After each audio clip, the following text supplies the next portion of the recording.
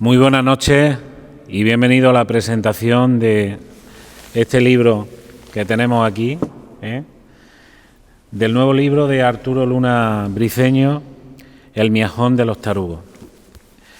Antes de comenzar con nada, voy a saludar al autor. Arturo, muy buenas. Muy buenas. Francisco Javier López, que ha sido el prologuista y una persona también pues muy metida en el tema de los pedroches. Francisco Javier, muy buenas. Muy buenas. Bueno, antes de nada vamos a guardar un minuto de silencio por Luis Lepe, también escritor, un hombre que hay que evidentemente asociarlo al mundo de la cultura en los pedroches. La música también era su pasión, así que guardamos ese minuto de silencio.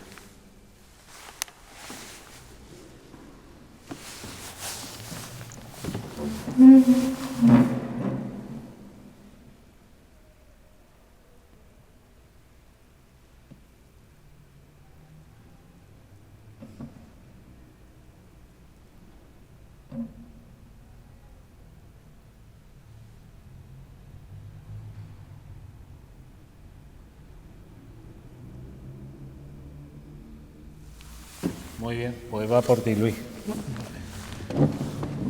Bueno, vamos a hablar del miajón de los tarugos, que es una recopilación de artículos que Arturo ha ido pues haciendo a lo largo del tiempo. En este periodo el autor ha recuperado, periodo largo, ahora nos hablará él, historias, leyendas y testimonios de la gente de este bendito territorio, ¿no? El miajón de los tarugos. ¿Por qué el miajón? Ahora lo explicará el autor. El miajón es la jerga de los pedroches, el miajón de pan, que es la parte más contundente o tierna de los panes, de esos panes de entonces, ¿no? Panes que se llevaban a las chozas, a los cortijos y que se mantenían y duraban una semana o más, ¿no? Ahora los panes nuevos del calentado, como decimos por aquí, no duran tanto, ¿verdad, no? El pan era la base de la gastronomía, ¿no? Para unas migas, que no se ha comido unas buenas migas, con chorizo, con torreznos, para ese gazpacho o esas sopas de ajo, ¿no? El miajón periodísticamente es la base, la cultura y la esencia de los pedroches tal y como lo refleja Arturo, ¿no? Ahí va siempre Arturo, a la base, ahí va siempre Arturo, a la esencia de todo, ¿no? Su historia sucedieron y él las cuenta pues magníficamente, ¿no? Para conocer un territorio y a la gente de ese territorio hay que mirar el pasado y de dónde vienen las cosas. Ahí va siempre el autor, ahí va siempre Arturo, ¿no? Yo me acuerdo cuando estaba con mi hermano en los Pedroches de Información, ya fui testigo, como mi hermano, como Miguel, como Juan, de todo su trabajo, ¿no? Mucho antes también, porque la televisión española tiene un nombre propio que es Arturo Luna Briceño, ¿no? Posteriormente, en el periódico La Comarca, él ha recopilado en este libro muchos de esos artículos de estos periodos. ¿Y qué decir de él, no? Yo creo que todos estamos muy agradecidos de tener pues a un escritor, a un periodista, historiador como Arturo Luna, ¿no? Viendo el libro, vemos capítulos que son capítulos que se leen fácilmente, aunque llevan un vocabulario que evidentemente también mete palabras utilizadas en otra época, pero la verdad es que son divertidos, son nuestra historia, capítulos como los esquiladores, la historia del gallo del Pozo Viejo, los arrieros, las tenerías, la calle real, ¿no? Como la pinta él como era antes, ¿no? Y cómo es ahora, ¿no? Textos estupendos y también muchas fotos ilustrativas de esos periodos, ¿no? Arturo Luna es un magnífico escritor y ha sido pues un enorme productor de televisión española que siempre ha querido mucho a su tierra, siempre ha querido mucho a Pozoblanco. Nosotros estamos orgullosos de ti, Arturo. Muy orgullosos de ti, de tenerte y esta noche de tenerte aquí, ¿no? En la capilla de Jesús Nazareno, estando aquí el Nazareno con nosotros, que tanto cariño le tienes y bueno, y también aparecen las historias que él ha contado, no solamente en este libro, ¿no? Sino en muchos libros, ¿no? Arturo pues representa la cultura de los Pedroches, representa la cultura de Pozo Blanco, y solamente decirte enhorabuena por tu nuevo libro. Muchas gracias. Y que ya sé que está en otros libros, porque tú no paras nunca. Tengo 3. Pues estamos ansiosos de esos 3. Y bueno, el prologuista de todo esto es Francisco Javier López. Francisco Javier López lo escuchan también en COPE, en ese programa de la cultura, un hombre que siempre ha estado en el mundo de la cultura. Yo lo conozco hace ya muchísimos años y es una persona bien preparada, bien formada, que tiene esa pasión siempre, que tiene siempre esa ilusión por su tierra, por los Pedroches, y porque las cosas, bueno, pues la cultura siga viva. Él, una clase de Francisco Javier López, una clase magistral, ¿no? Él quiere empezar con los chavales y quiere empezar desde ahí, ¿no? Que tengamos nuestras tradiciones, nuestras costumbres y, por supuesto, nuestra cultura, que la llevamos a gala y que es la base y es la esencia nuestra. Así que pido un aplauso para Arturo Luna y para Francisco Javier López, que ha sido el prologuista. Un aplauso para ellos. Y a continuación. Muchas gracias. ¿Se oye? Buenas tardes, buenas noches ya.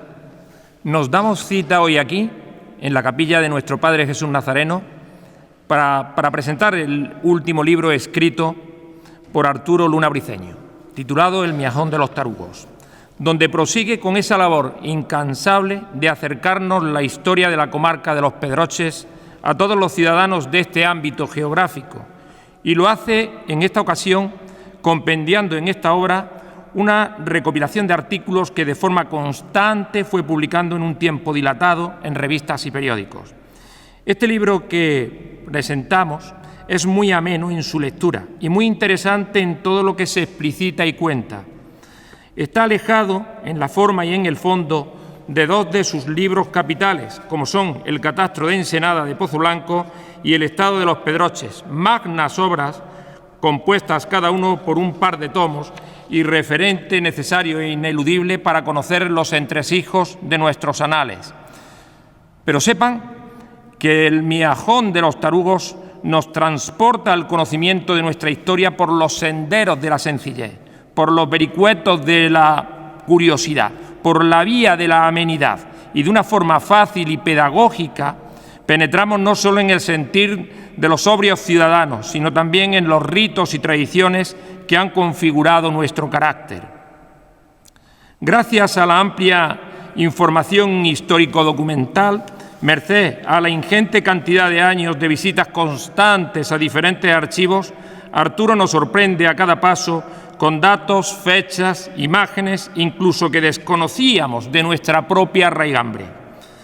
Aunque el grueso de este libro se centra en artículos detallados, centrados en la localidad pozoalbense, este hecho no es óbice para que amplíe su mirada a la comarca, a sabiendas de la solubilidad que supone el conjunto del terruño, la mezcolanza del paraje comarcal.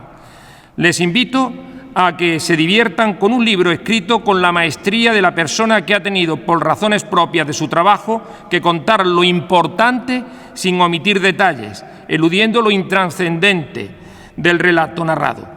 A buen seguro que disfrutarán y aprenderán mucho con la lectura del miajón de los tarugos. Aquí podrán toparse de bruces con 74 relatos y 133 imágenes, 134 si contamos la portada. No tienen desperdicio ni los unos ni las otras, sobre todo si quieren saber cómo son los tarugos, los caminos cortos mozárabes entre Córdoba y Toledo, el Cuzna, la villa desaparecida, el juez bellotero, las vírgenes de los Pedroches y su historia oculta, la mesta en los Pedroches, la industria de la piel y el comercio de pieles y su oficio en el siglo XVIII, la Semana Santa pozoalbense, que es una de las más antiguas de Andalucía y de España, la historia del escudo de Pozo Blanco, los ciclos del agua, la sequía en otros tiempos, los pedreros y sus muros o la pasión de los alfareros, y así hasta llegar a los 74 relatos mencionados. Enhorabuena, Arturo, por esforzarte para hacernos llegar este nuevo libro, y enhorabuena también a Mari Carmen, que siempre está tras Arturo para que escriba lo que tiene que escribir. Así que un aplauso para Arturo, artífice de esta obra.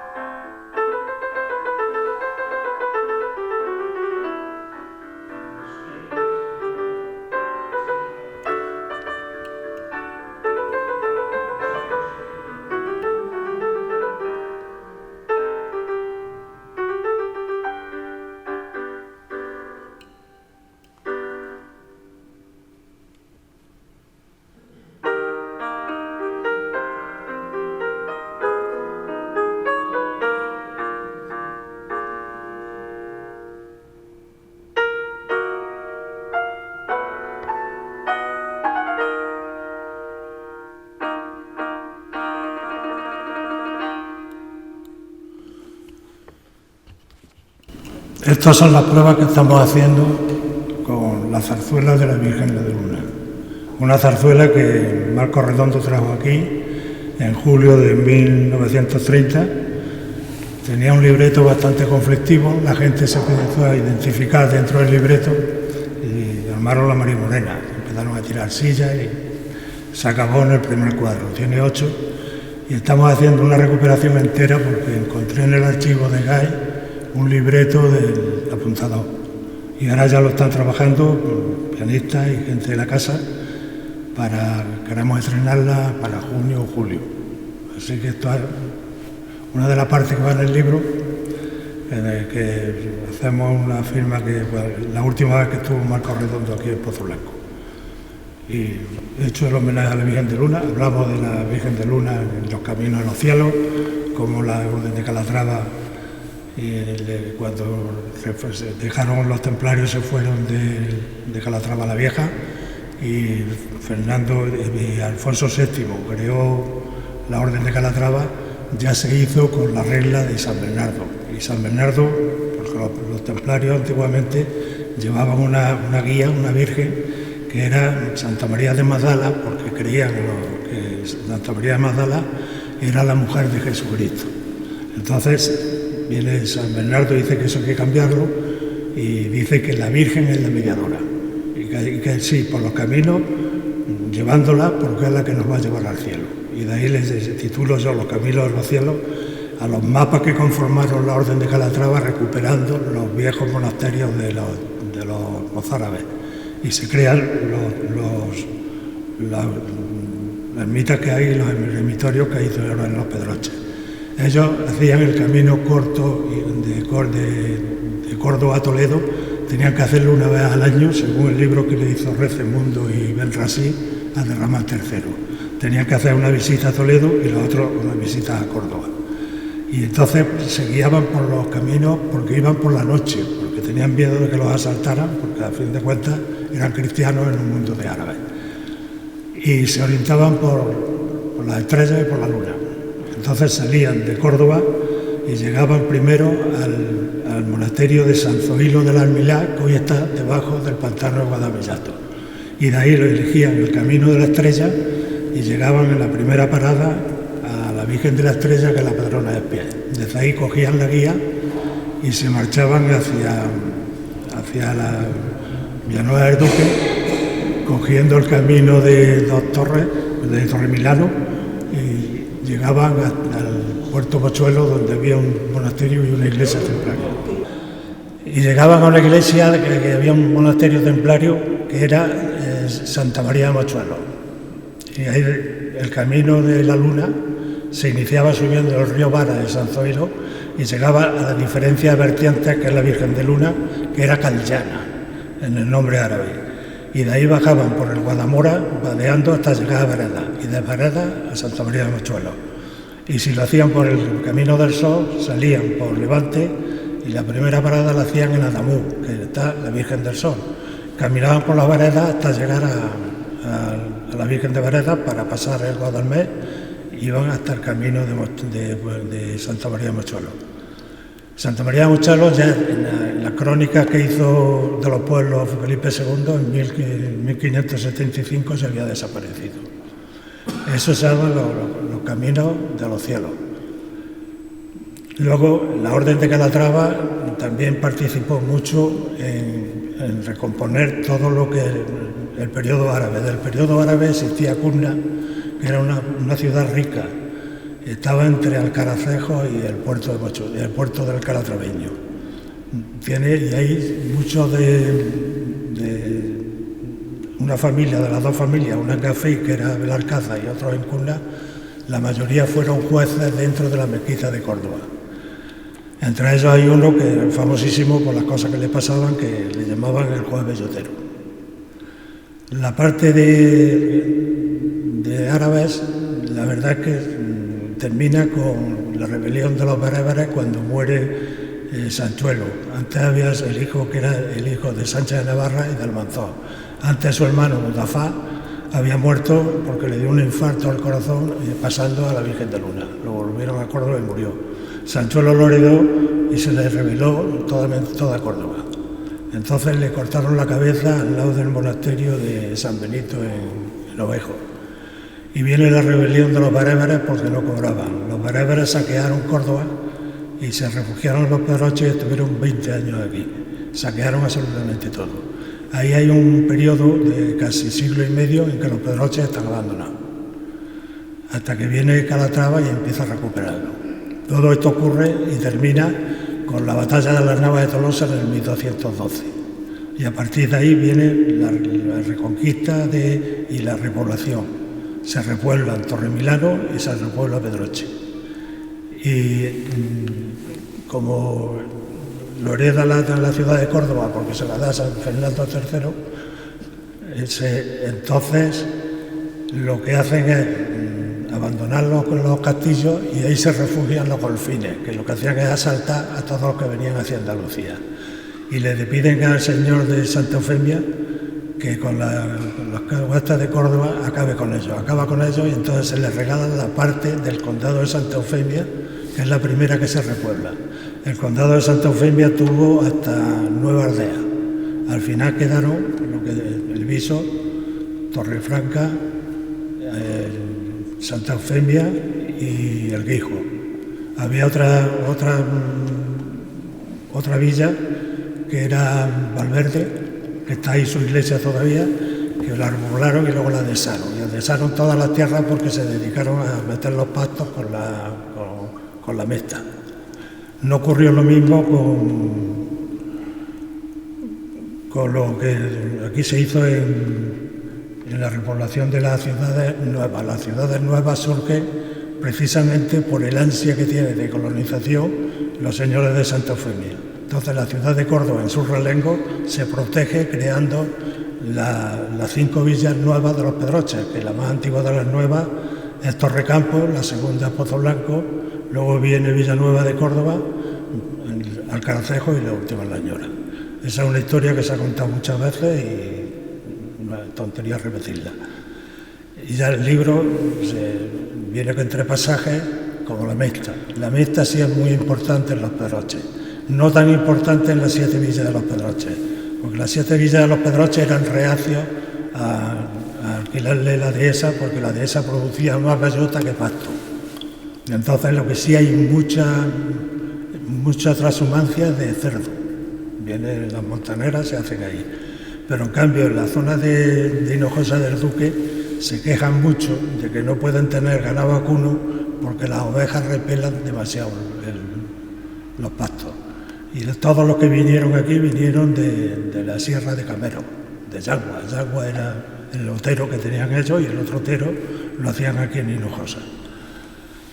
Después de la repoblación de la Mesta viene ya lo que es la caída de Felipe II, que es sobre todo el desastre con Felipe III, y entra Felipe IV. Y en Felipe IV, las 7 villas de los Pedroches se deciden a comprar lo que es el término común. Lo hacen en 1629 y se compra a nombre de los vecinos. Esto es muy importante porque como estaba a nombre de los vecinos jamás se debió de desamortizar, ni se pudo hacer una división como se hizo y mucho menos desamortizarla con la ley de Madón. Eso es lo que trajo muchos problemas que aquí los litigaron en la guerra civil. Una vez que se siente Córdoba perjudicada, a lo que se querella con los vecinos de las 7 villas de los Pedroches, hay un juicio que se litiga en 1548. Y a partir de ahí entran los marqueses del Carpio. Los marqueses del Carpio entran porque firman la paz de los Pirineos y el rey le dice que le regala 2000 vasallos donde lo quiera y le pide las 7 villas de los Pedroches. Y están aquí hasta que entran los Borbones, porque los Borbones lo primero que hacen al entrar es querer recuperar todo lo que tienen, que no fue dado por Enrique de las Mercedes a los nobles que fueron a combatir con ellos. Y empiezan a recuperar señorío. Y le siguen a la orden al marquesado del Carpio, que luego ya estaba heredado por la Casa de Alba, que devuelvan varios territorios que tienen, y entonces para litigarlos solo pudieron echar mano del Estado de los Pedroches porque no estaban protegidos por ninguna de los mayorazgos que habían creado. Y le entregan el Estado a los Pedroches, que si no lo hubieran entregado, la Casa de Alba hubiera desaparecido.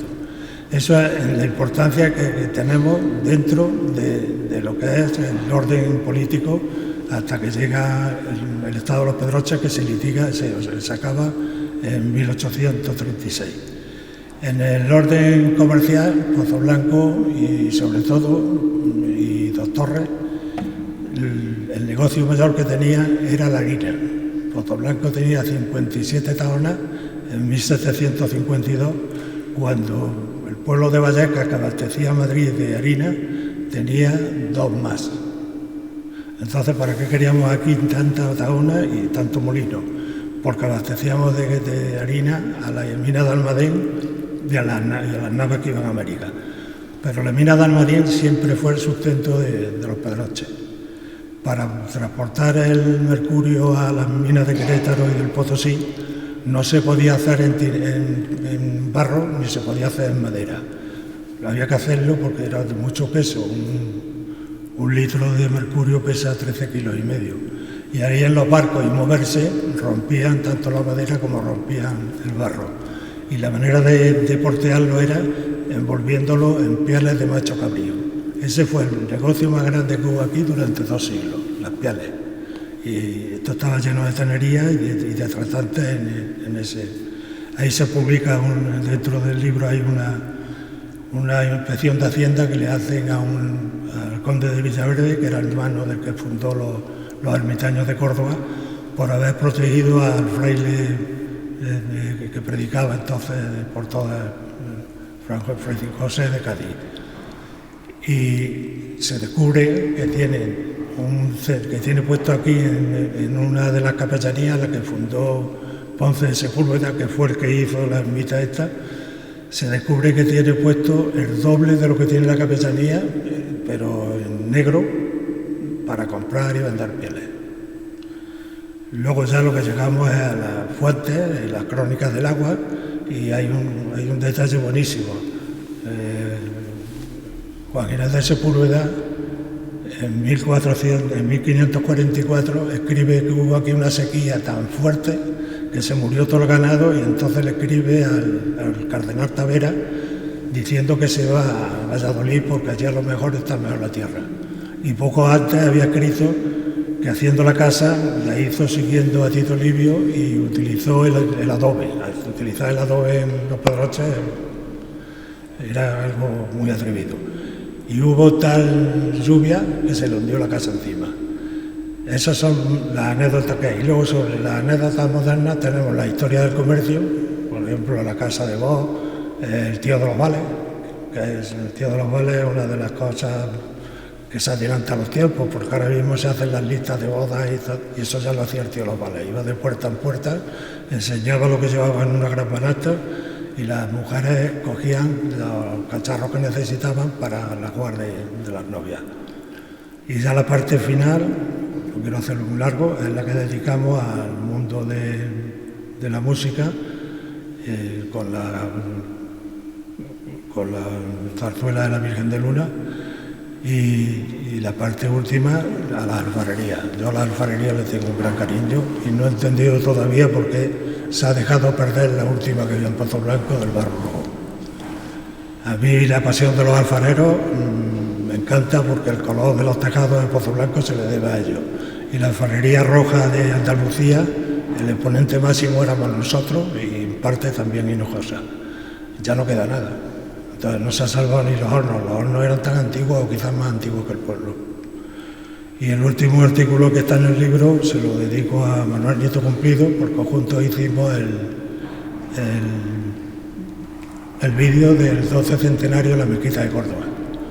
Y ahí, en ese artículo, se ve cómo la Mezquita de Córdoba se la dio Fernando III, Fernando el Santo, a la catedral, se la dio a la iglesia, se la dio al obispo, y luego hubo un pleito del Concejo de Córdoba que quien tocara una piedra para hacer la iglesia gótica que tiene en medio, se le cortarían las manos, y litigaron y llegaron a la Chancillería, que estaba en Loja, no estaba en Granada, y ganaron la iglesia.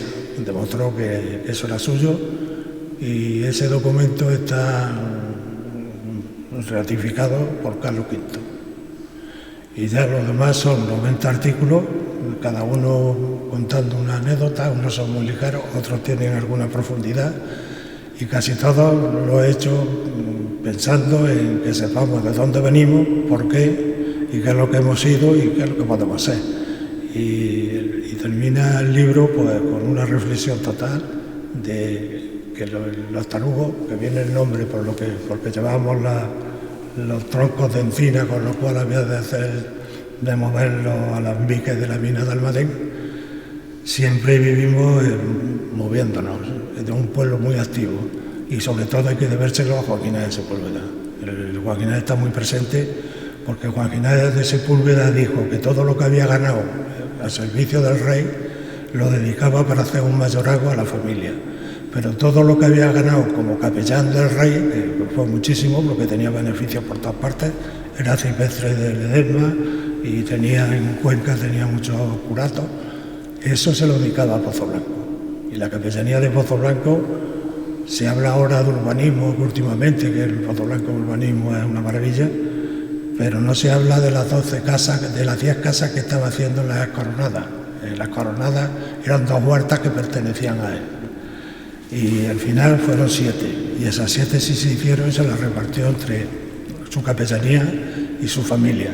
Es el primer intento grande que se hace en Pozo Blanco y que lo conocemos por sus testamentos, de cómo eran las casas, cómo se hacían. Es más, en el último, que ya estaba ciego, pide que vaya la gente a ayudar porque quiere que antes de morirse pueda saber qué se ha hecho.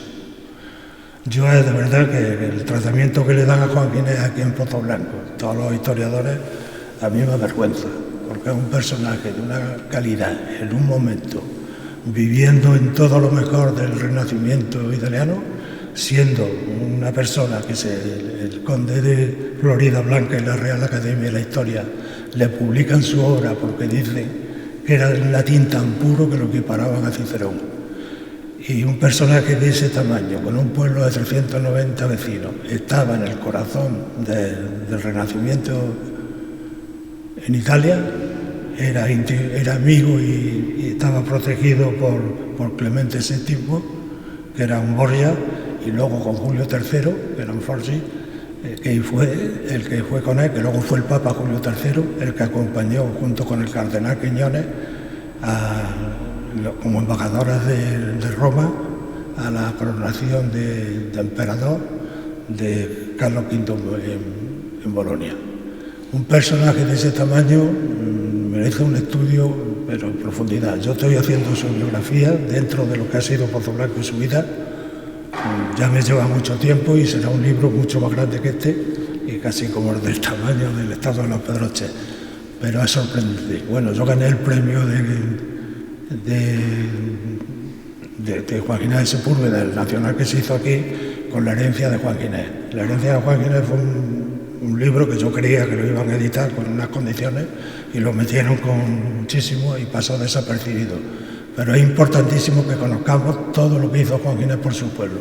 Y si Pozo Blanco es como es ahora y llegó a ser la capital del Estado de los Pedroches, la mayor parte se le debe a Juan Ginés. Otra cosa fueron sus descendientes, pero los que dejaron aquí o su familia, los que llevaron el mayorazgo. Pero Juan Ginés merece que nosotros le tengamos un poquito más de respeto. Nada más.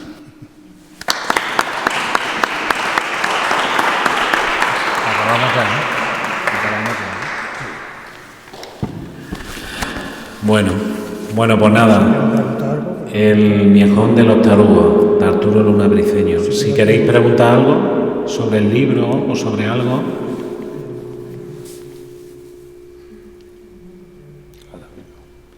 Bueno, pues nada, muchísimas gracias por estar aquí. Enhorabuena al autor, Arturo Luna Briceño, que siga haciendo este trabajo que haces por los Pedroches, por tu tierra. El próximo va a ser un poco más gordo, que está ya casi terminado, es la Inquisición. La Inquisición en los Pedroches tiene mucho que cortar, pero estaba muy ligada a los Pedroches.